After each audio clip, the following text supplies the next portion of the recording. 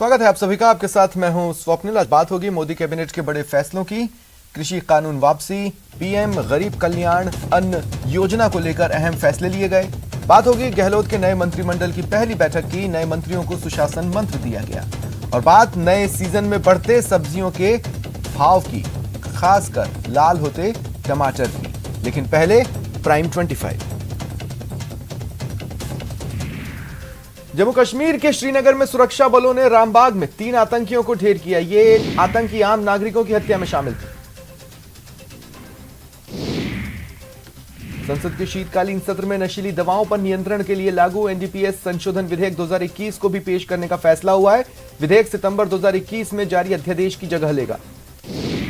पश्चिम बंगाल की मुख्यमंत्री ममता बनर्जी ने आज प्रधानमंत्री मोदी से मुलाकात की। सीमा सुरक्षा बल के अधिकार क्षेत्र को बढ़ाए जाने और त्रिपुरा हिंसा का मुद्दा उठाया। पीएम मोदी को ग्लोबल बिजनेस मीट के उद्घाटन के लिए आमंत्रित भी किया। मुलाकात के बाद ममता बनर्जी ने कहा, मैंने बीएसएफ के बारे में चर्चा की। बीएसएफ हमारा दुश्मन नहीं है। मैं सभी एजेंसियों की इज्जत करती हूं, लेकिन कानून व्यवस्था राज्य का विषय है, इससे उसमें टकराव होता है। क्रिप्टो करेंसी में ट्रेड करने वाले निवेशकों के लिए राहत की खबर।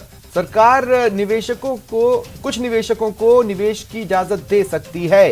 निवेशकों को राहत देने के लिए सरकार क्रिप्टो करेंसी बिल में प्रावधान कर सकती है। पीएम गरीब कल्याण अन्न योजना की मियाद मोदी सरकार ने बढ़ा दी है।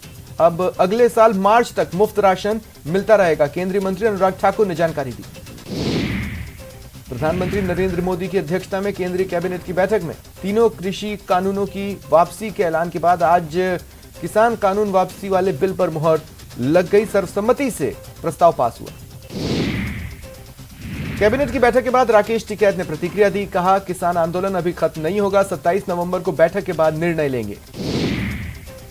संसद के आगामी शीतकालीन सत्र में सरकार को घेरने के लिए कांग्रेस पार्टी ने बैठक बुलाई है। यह बैठक कांग्रेस की अंतरिम अध्यक्ष सोनिया गांधी के घर पर बुलाई गई है। इसमें कांग्रेस के संसदीय रणनीति समूह के नेता भाग लेंगे। सपा प्रमुख अखिलेश यादव ने किसानों को साधे रखने के लिए बड़ा सियासी दांव चला। कृषि कानून के खिलाफ आंदोलन करने के दौरान शहीद हुए किसान परिवारों को 25-25 लाख रुपए देने का वादा किया। रायबरेली सदर सीट से कांग्रेस की विधायक अदिति सिंह और आजमगढ़ की सगड़ी सीट से बहुजन समाज पार्टी की विधायक वंदना सिंह बीजेपी में शामिल हो गई। उन्हें बीजेपी प्रदेश अध्यक्ष स्वतंत्र देव सिंह की मौजूदगी में सदस्यता दिलाई गई। कांग्रेस नेता राहुल गांधी ने फिर कोरोना मृतकों के परिजनों को मुआवजा देने की मांग उठाई। ट्विटर पर एक वीडियो जारी किया। सीएम गहलोत ने पीएम मोदी को पत्र लिखकर कोरोना से मौत का शिकार हुए लोगों के परिजनों को 4 लाख रुपए देने की बात कही। सीएम ने केंद्र से 3 लाख की मांग की। 1 लाख राज्य सरकार की ओर से देने की बात कही। सीएम गहलोत ने मंत्रिमंडल के नए सहयोगियों को सुशासन का पाठ पढ़ाया। कहा, लोगों के लिए हमेशा दरवाजे खुले रखें। हर 15 दिन में अपने जिले का दौरा करें। मुख्यमंत्री गहलोत से सीएमआर में मंत्रियों ने शिष्टाचार मुलाकात की।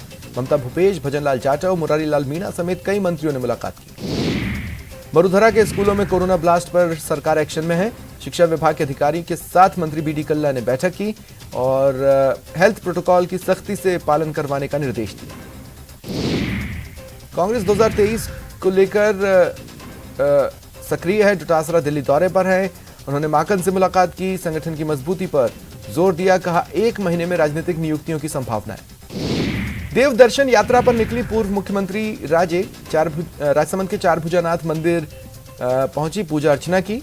उनके समर्थक राजावत ने कहा, जनता जनार्दन के आशीर्वाद से फिर सत्ता मिलेगी। दौसा के मेहंदीपुर बालाजी में चिंतन शिविर में पहुंचे बीजेपी प्रदेश अध्यक्ष पूनिया ने कहा, टाइम पास करने के लिए मंत्रिमंडल पुनर्गठन किया गया। मंत्रियों के विभागों के बंटवारे पर कहां बोतल भी वही है और शराब भी पुरानी है। पंचायती राज राज्य मंत्री राजेंद्र गुढ़ा का बयान लोगों में चर्चा का विषय बना हुआ है। उन्होंने सार्वजनिक निर्माण विभाग के चीफ इंजीनियर को मजाकिया लहजे में कहा, मेरे इलाके में कैटरीना कैफ के गालों जैसी सड़कें बननी चाहिए। पूर्व क्रिकेटर पूर्वी दिल्ली से बीजेपी सांसद गौतम गंभीर ने कहा, आईसिस कश्मीर से जान से मारने की धमकी मिलने की शिकायत की है। दिल्ली पुलिस गंभीर की शिकायत की जांच कर रही है। गौतम गंभीर के घर सुरक्षा बढ़ा दी गई है। कर्नाटक एसीबी ने कलबुर्गी में एक पीडब्ल्यूडी जूनियर इंजीनियर के आवास पर छापा मारकर लाखों रुपए बरामद किए। जूनियर इंजीनियर ने लाखों रुपए अपने घर के ड्रेनेज पाइप में छुपा रखे थे। मरुधरा के 4 जिलों में पंचायत चुनावों की तारीखों का ऐलान। 12 कोटा, करौली, श्रीगंगानगर में 3 चरणों में मतदान होंगे। सुप्रीम कोर्ट में दिल्ली एनसीआर में बढ़ते वायु प्रदूषण के मामले पर बुधवार को सुनवाई हुई। कोर्ट ने केंद्र सरकार से कहा, जब मौसम गंभीर होता है तो उपाय किए जाते हैं। वायु प्रदूषण को रोकने की कोशिशें पहले ही की जानी चाहिए। बिहार के पूर्व मुख्यमंत्री लालू प्रसाद यादव पटना की सड़कों पर जीप चलाते दिखे। इस दौरान उनके पीछे सुरक्षाकर्मी दौड़ते देखे गए।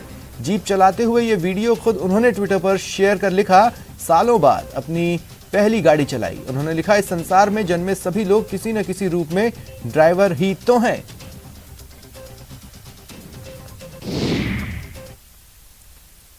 गरीबों को